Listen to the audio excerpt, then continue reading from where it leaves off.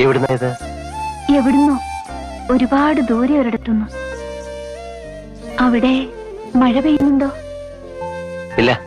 ഇവിടെ മഴയുണ്ട്. ഓ, അല്ല, കല്യാണമായില്ലേ? ഇല്ല. അന്ന് പറഞ്ഞനുസരിച്ച് രാധയുടെ പരീക്ഷയൊക്കെ കഴിഞ്ഞിരിക്കണമല്ലോ. കഴിഞ്ഞു. അപ്പോ ക്ലാര അത് കണക്കൂട്ടുന്നുണ്ടായിരുന്നോ? പിന്നെ എന്താ ഇനി വൈകിക്കുന്നേ?